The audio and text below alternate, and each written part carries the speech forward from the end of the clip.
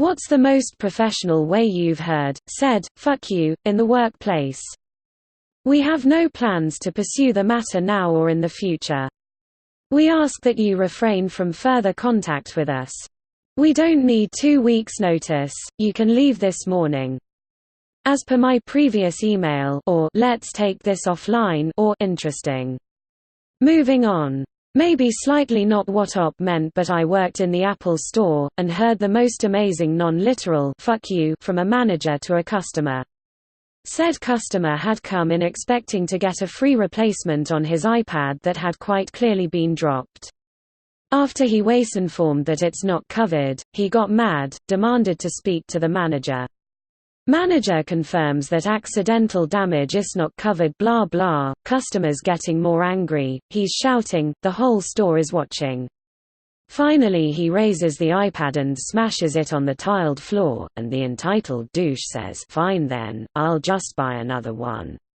The manager slowly looked down at the iPad, back up to the customer, looks him right in the eye and says, "I'm sorry sir, I'm going to have to refuse you service for acting in a threatening manner. There's a shop down the road that will happily sell you an iPad." Per my email is a great way of putting it. Edited for grammar. I am not contractually obligated to fulfill that request. It is also important to note that doing so would also be a violation of international trade laws. I'll look into that.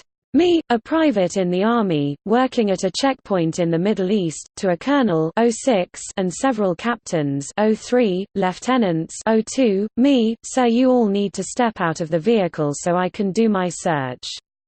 02, I have a distinguished visitor, let us through. Me, "Sir, unless you have a memo you need to submit to a search." 06, I'm a goddamn DV.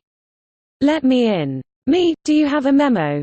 02, I'm sure it's all taken care of. Me, I have not received a memo for you guys and you don't have one yourselves. Step out of the vehicle or turn around and leave. Sounds like not much, but I'm at the absolute lowest end of the totem pole and this guy commands hundreds of soldiers. Edit, Word. I was in a meeting where we were planning out a huge client presentation and one of the guys who was there just went off on a complete diatribe of how he would go about adding some flair.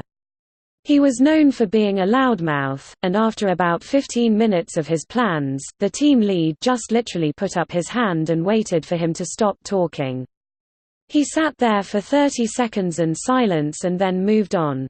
No addressing anything that was just said. Thank you for your input. Does anyone have something valuable to add? I'm terribly sorry you feel that way. Please feel free to contact our complaints department. To someone who wanted an appointment on a day when there were no appointments available, but insisted that she would come in on that day, at that time, you're more than welcome to come in on that day, but I'm afraid there will be nobody available to see you. You'll have much better luck if we simply book an appointment for a different day.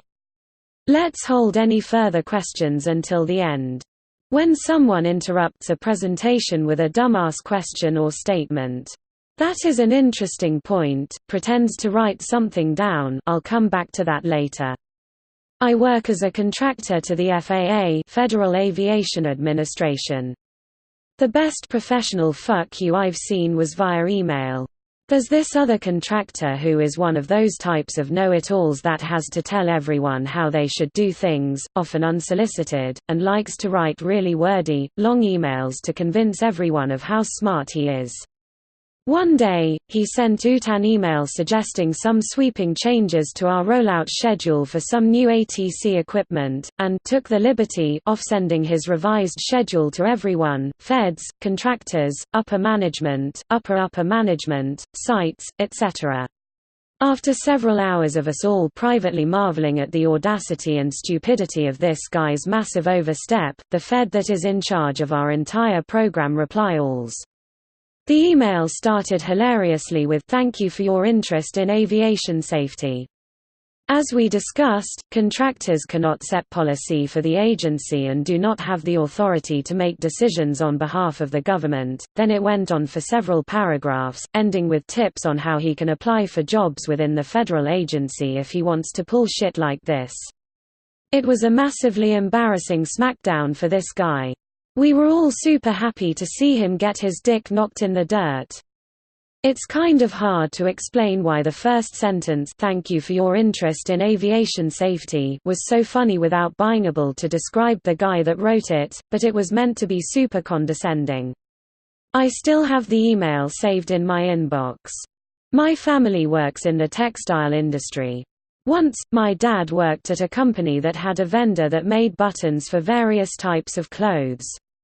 They had not paid this vendor yet, but my dad's boss was still pressuring him to pressure the vendor to get something done. I don't recall the specifics. Well, the button vendor had taken enough shit, so he made a custom run of buttons and sent them back a shirt in which every button had "fuck you, pay me" custom engraved into it. Professional etiquette? No, definitely not.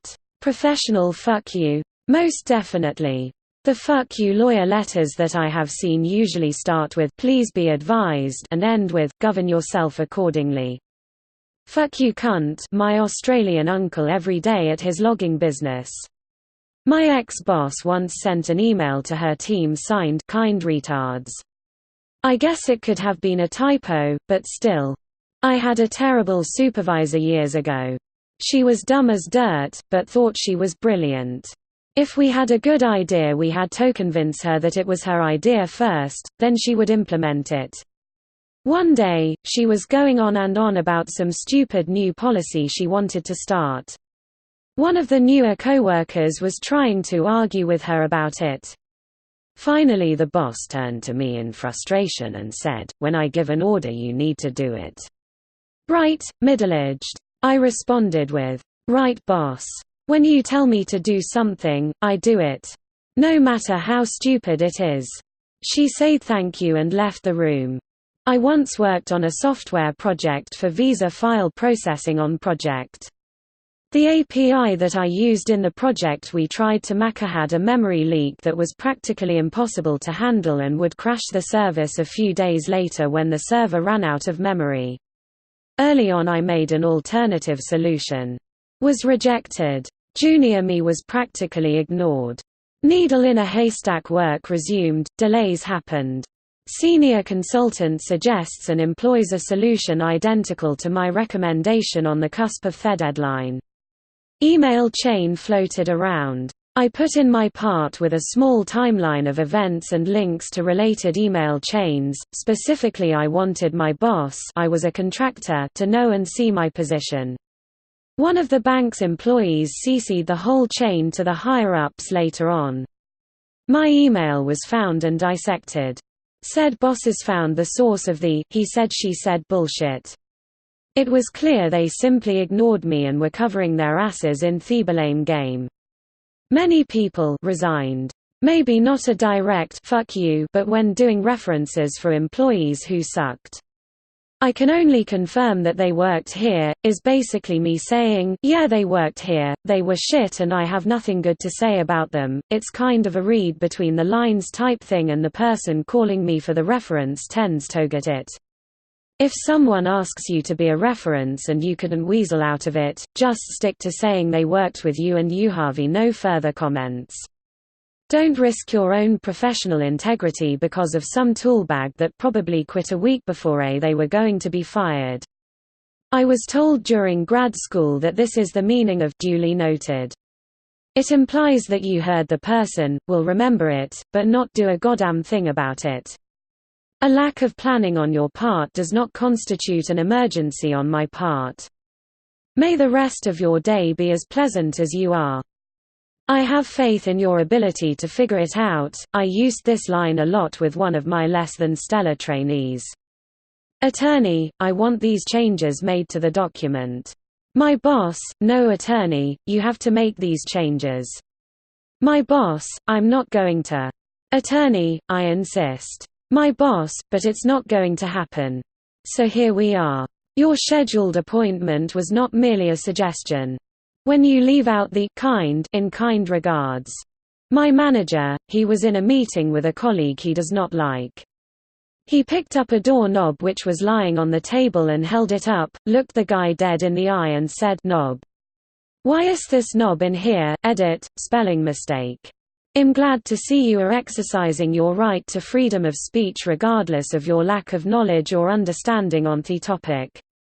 Thanks for watching. What would be your response? Leave it in the comments and see what the others say. Please also like and subscribe if you enjoyed the video. Until next time.